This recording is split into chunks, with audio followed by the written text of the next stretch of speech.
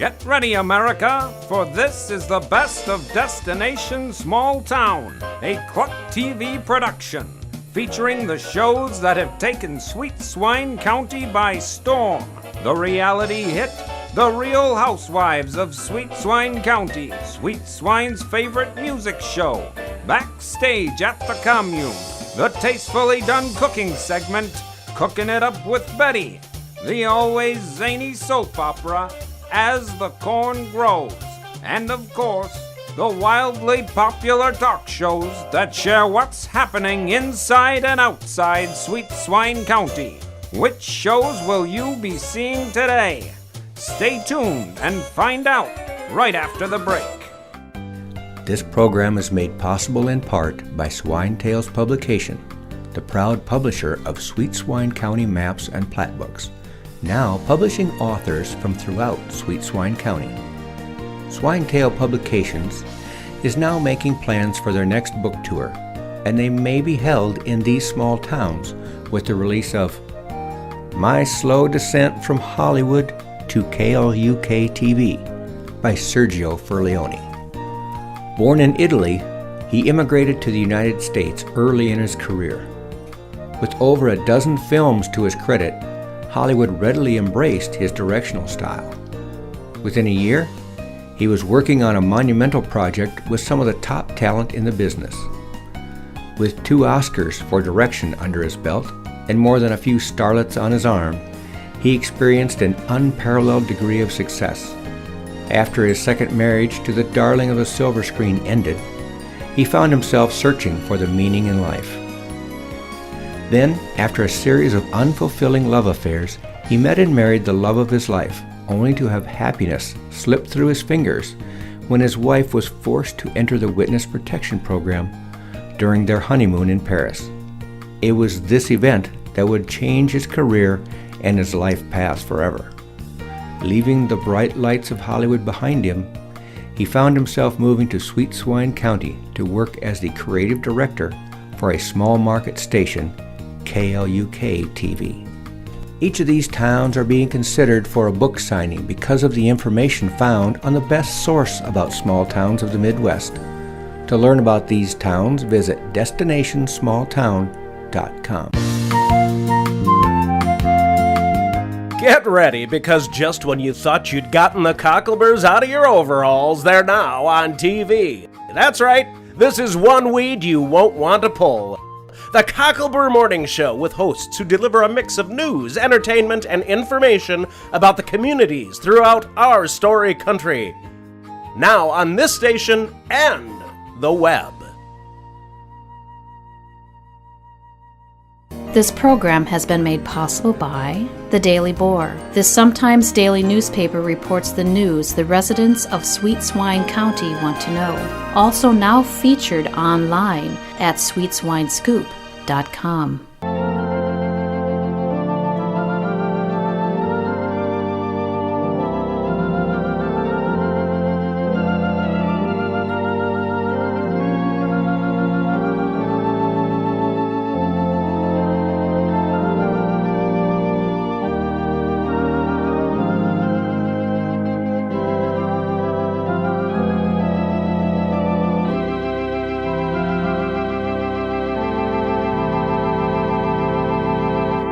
Welcome back to another exciting episode of As the Corn Grows. Today we join Willie Oda as he talks with Big Louie, his longtime partner in crime.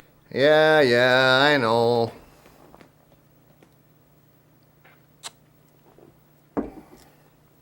Just a minute.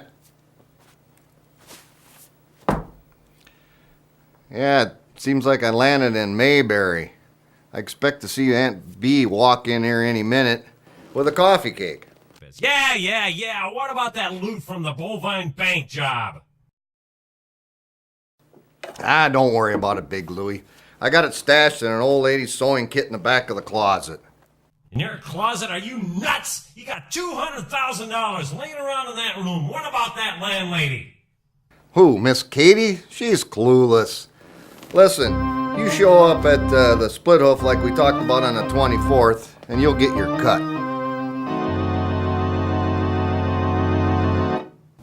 I don't care what you've been saying. Things have been disappearing around this place ever since that Willie Odom, the pink Domingo Flamingo salesman, entered this house. Oh, Prairie Ann, what do you mean? What do you mean things have been disappearing? Well, the newspaper, for one. I haven't seen one in weeks. Well, do you think your subscription is paid up? Well, yeah, it's paid up. And every time I call, they tell me they delivered it at 6. I go out there at 7. It's gone.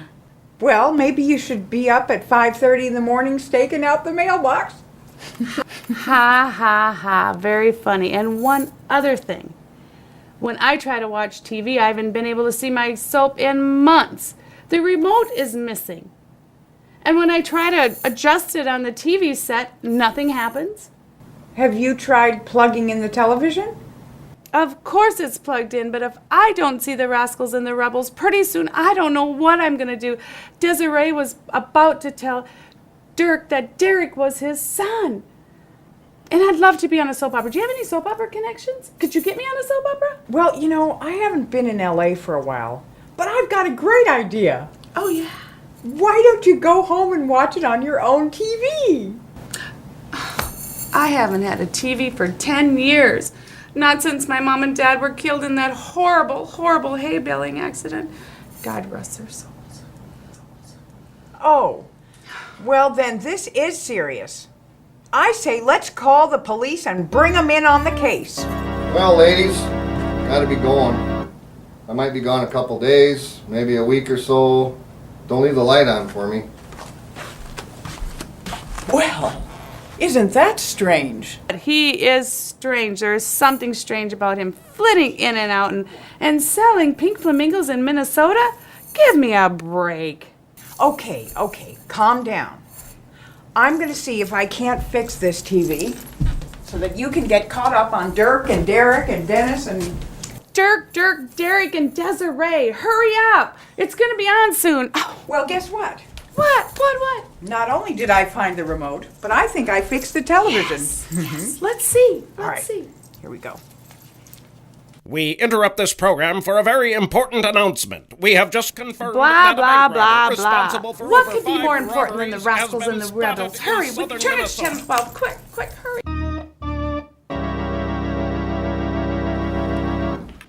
Oh, come in, Miss, Cherchenkov, but you may call me Natasha. Oh, thank you, Natasha, please, have a chair. Yeah, you too, Plow. Well, Cousin John, I was talking to my boss the other day. You know him. You're real familiar with him. You know, the Chicken Man? Yeah. Well, he was telling me that I'm supposed to apologize for opening up that can of whoop-ass on you last week at the Sweet Swine Picnic. Hold on there, boy. If anybody was getting their ass whooped, it was you. You were on the receiving end. Well, be that as it may, whatever fantasy world you might be living in, I'm just telling you that it was very unprofessional of me what happened at that picnic. I'm supposed to portray farm safety in this county, and I did a poor job. So let's just agree to disagree, call it a truce. Truce? All right, Truce. Okay, great. Well now, gentlemen, as I was explaining at the picnic, I am writing a book called The American Chicken Farmer, and I asked Elmer if I might speak with you, Mr. Olson. I'd like to pick your brain a little bit about that. Slim Pickens there. Excuse me, Elmer? Oh, I said I gotta go talk to Slim Pickens about his cow here after I'm done. Yeah. Yeah, you just be on your way. Natasha and I will try to struggle through without your professional help. Yes, run along, Elmer. Good luck. So, Mr. Olson. Oh, please, call me Cousin John. Everybody else does. Oh, very good, Cousin John. You know, I have noticed that you have a vast array of these beautiful Russian collectibles. Oh, yeah, I got a pen pal over in Russia, likes to send me things every once in a while. Don't really know why or what for, but there they are. Well, as for my book, I was wondering, how far back do your earliest records go? Do you keep those things from the earliest days of your operation? Oh, my mother was a pack rat. She insisted on keeping everything. I've got journals going back 30, 40, 50 years. They're packed away over up in the attic, but I'm sure I can round them up if it would help you out on your book. Oh, that would be delightful. It would be very helpful to me. I'll get them then. Thank you. Well, John Robert. I have found half the treasure stitched on your girlfriend's garment. Where will I find the other half? Buried in one of your chicken coops? Oh, I'm sorry. I didn't know Johnny had an appointment with you today, Miss Cherchenkov. Oh, Natasha, please, Natasha. Oh, alrighty then. You can call me Minnie. Can I help you? Well, my dear Minnie, I must tell you that I have not been able to stop thinking about your garment design. This one? Well, I'm flattered. It is perfect. And in fact, I must have it. It would be an honor to be your first customer. Oh, but you don't want this one. It's my only one, and it's all stretched out, and there's a stain on the sleeve. Oh, no. It is perfect the way it is. In fact, it is for my brother. I mean, it's for my brother's wife. She loves everything American, hearts and anything like this. It would be perfect. I must have it. I don't know. I know. I could go to the craft store. I ran out of Bedazzler gems. I could buy some more, and I could make a new one for you tonight. For crying out loud, Minnie, what are you still doing here? Quit lollygagging around my office and go check those laying hens from Toledo. Last thing I need is them sending me more Toledo mud hens like they did last time. Crying out loud, if I wasn't able to put that deal together with the Trap and Skeet Club, I would have never got rid of those things. Well, gotta go. I'll be in touch about the t-shirt. I will await your call, my dear Minnie. Natasha, here's the records you needed. Hope that helps you out for your book there. Thank you. Thank you, Cousin John. Oh, my. Now isn't that an eye-opening revelation? Will Natasha locate the family fortune before Cousin John realizes he has one? I guess we'll find out after the break. This program is made possible in part by Swine Tales Publication, the proud publisher of Sweet Swine County maps and plat books, now publishing authors from throughout Sweet Swine County. Swinetail Publications is now making plans for their next book tour, and they may be held in these small towns with the release of I Married a Swine by Destiny Disaster. Born in the Bronx, the youngest of 13 children, she learned how to fight for what she wanted at a very tender age. With stars in her eyes and a dream in her heart, she left home at 16 and set out to make it on the Big White Way.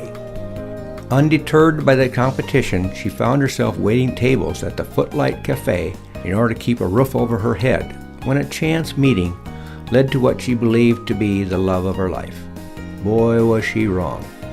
You can't judge a book by its cover, girls, and this guy's cover was every girl's fantasy. Rich, handsome, funny. That is, until she married the guy. What happened next? Well, you'll just have to buy the book. It's worth every penny in life lessons learned. She got out with her life, and next time she'll have her eyes wide open to what lies beneath. Each of these towns are being considered for a book signing because of the information found on the best source about small towns of the Midwest.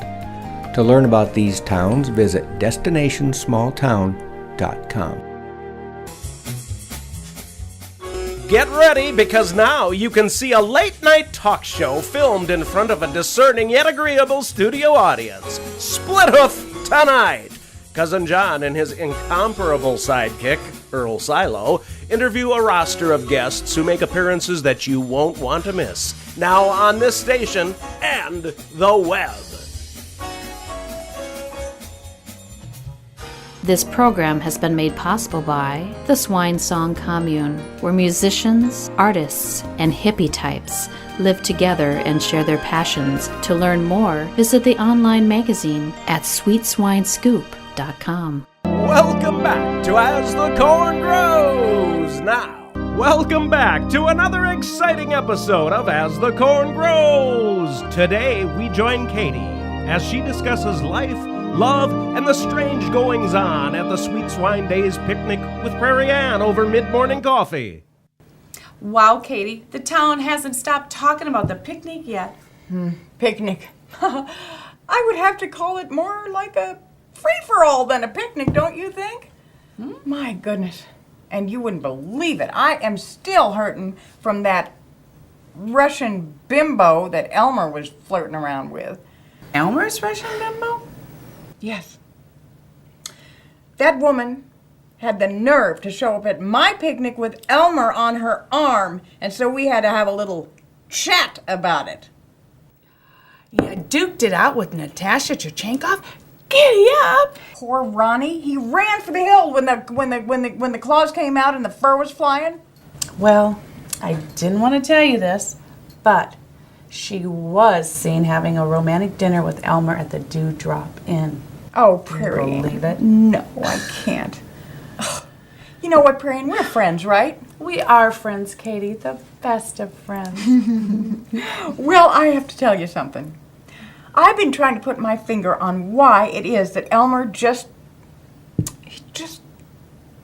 I think I know what it is. It's my teeth. You know, ever since that horse kicked me in the face at Aunt Ella's farm, my teeth have never been right. And I think it was my teeth. And so, I'm gonna make my pearly whites white again. Oh, Katie, you're beautiful and you're smart. I can't imagine Elmer ever picking Natasha over you. You are so sweet, but you know that Natasha's had some work done. Have you seen her lately? Katie, you have a beautiful smile. It just lights up the room. Thank you. But I want to put a twinkle in Elmer's heart.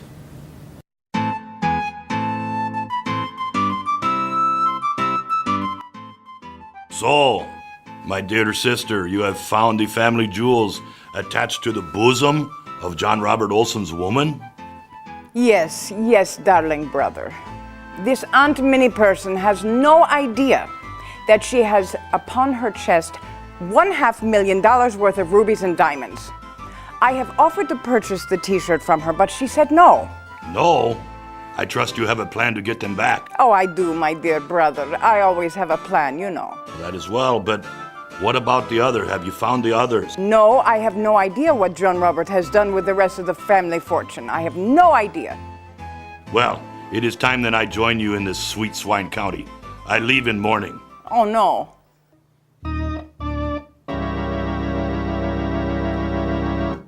Ronnie, have you seen Willie this week? Come to think of it, I haven't seen him since the day after the picnic. It's been 2 weeks. I'm getting worried. Did he leave an emergency number? I mean, Willie could have run into trouble, met up with foul play, tragedy. Oh my goodness, no, he didn't even leave a name or a number. Well, that does it. We need to search his room for clues. Oh, we can't do that, Ronnie.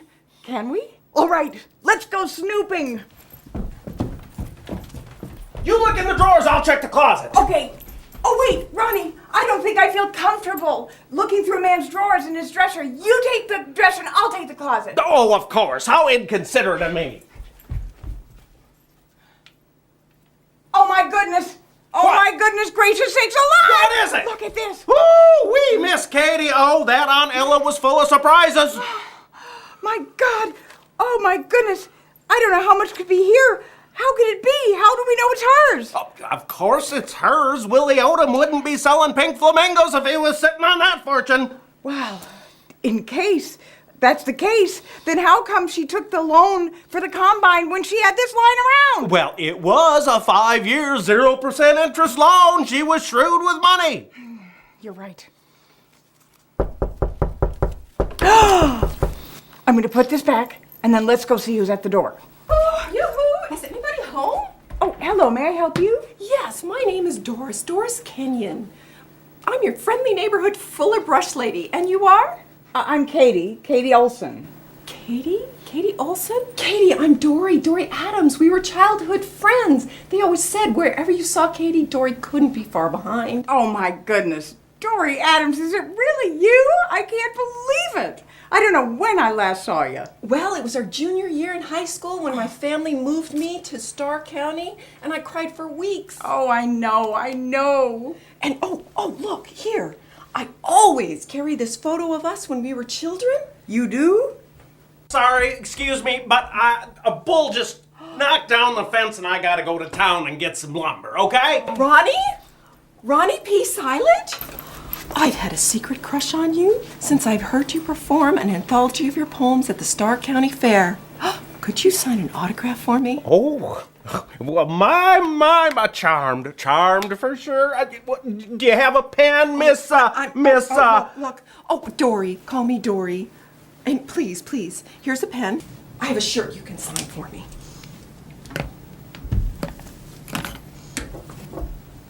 Here we go. I have a shirt. Well, there you go, Miss Dory, but I've got to run because the lumberyard closes in a half hour. But you know, my heart really lies with Prairie Ann. Oh, Katie, I'm crushed. His heart belongs to another. Is Cupid circling for a landing? Will Doris Kenyon's crush on Ronnie P. Silage blossom? And will Katie recover from the revelation that Dory carries their childhood photo in her pocket? I guess we'll find out after the break. Get ready, because our culinary expert and, dare we say, wine aficionado beyond belief, Betty Thompson, is preparing some tantalizing dishes for us on her show, Cooking It Up with Betty. In the midst of cooking, our dear old Betty does join her What's Cooking reporters traveling throughout our story country. Now, on this station and the web. Get ready, because now you can watch a full of fun daytime talk show that shares the latest and greatest news about the people, places, and events found all over our story country. The Women of Sweet Swine County, hosted by 3 sassy ladies that tell small town stories with big town attitude. Now, on this station and the web. Welcome back to As the Corn Grows. Now, tonight we join Aunt Minnie as she walks home from the Pluck and Cluck headquarters as a shadowy figure follows closely behind. I cannot believe that Johnny made me work taking inventory till 11 o'clock at night. Hands up, lady. Oh, don't hurt me. Here, take my purse, take my rings, take my watch, but don't hurt me. Quiet. Take off your shirt. My shirt? My shirt? Nothing, no, don't take that. Quiet. What part of quiet don't you understand? Okay. So off with it. Off with the shirt. Okay, here, take it. Okay, now, listen to me very carefully. Do not turn around until you have counted to 100. Do you understand me? Yes. Quiet. 1, 2, 3, 4.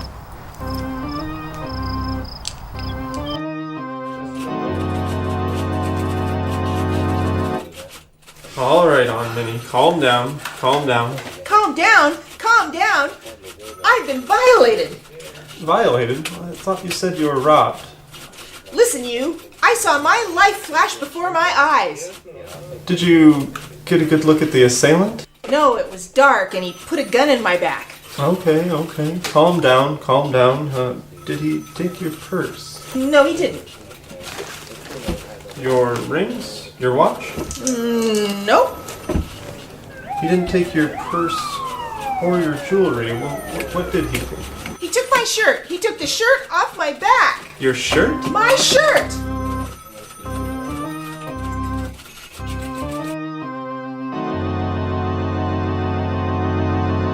So, Mrs. Swanson, what was so urgent that it couldn't wait till I got off work at 5? Oh, cool your jets, Mr. High-powered businessman.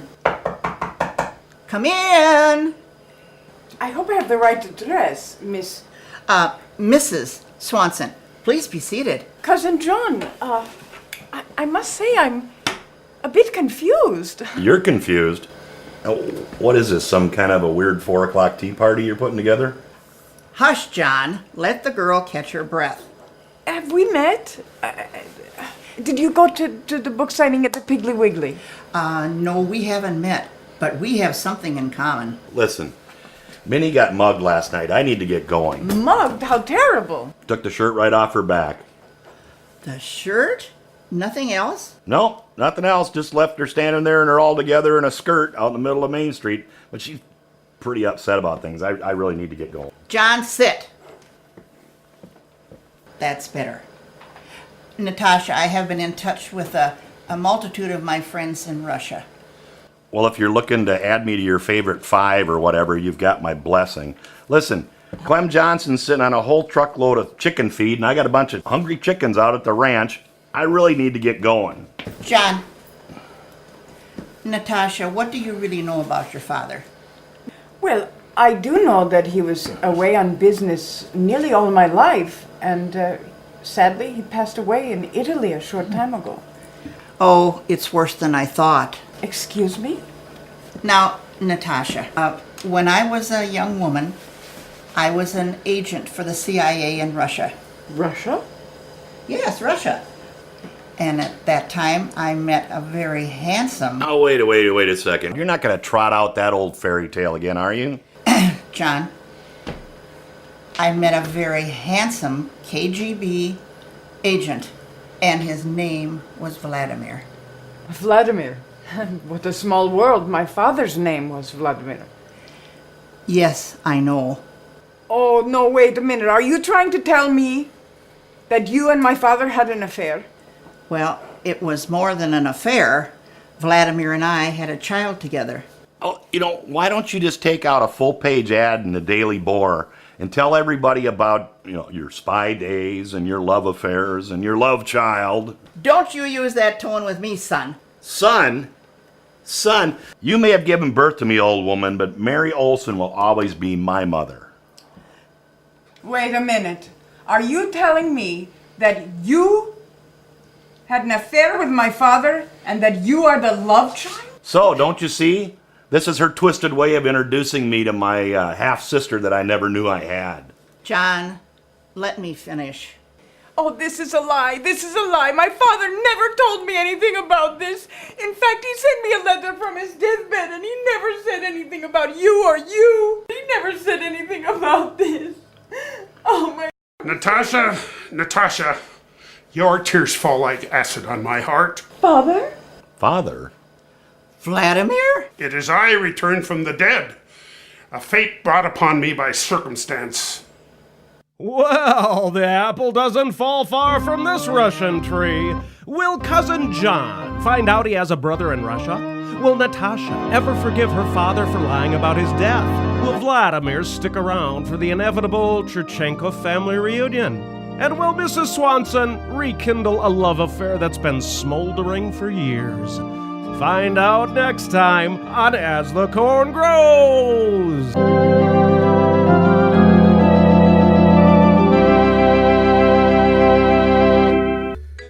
This program is made possible in part by Swine Tales Publication, the proud publisher of Sweet Swine County maps and plat books, now publishing authors from throughout Sweet Swine County.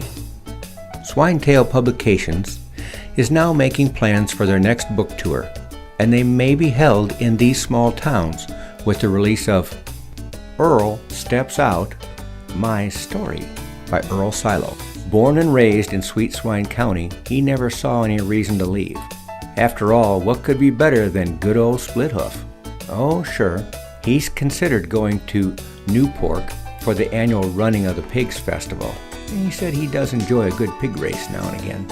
But when it came right down to it, he just couldn't make himself get all gussied up and drive 10 miles to see some other farmer's pigs race. Then he met Cassidy Davis, and she convinced him that he needed to get out of Sweet Swine and step out. She held his hand, so to speak, which got him out of Sweet Swine, but into hot water with his best girl, Clarice. But that's a whole nother story. Each of these towns are being considered for a book signing because of the information found on the best source about small towns of the Midwest. To learn about these towns, visit DestinationSmallTown.com. This program has been made possible by Purdue University, Sweet Swine County's Institute of Higher Learning, with 3 classroom trailers that can accommodate up to 9 students each. To learn more, visit SweetSwineScoop.com.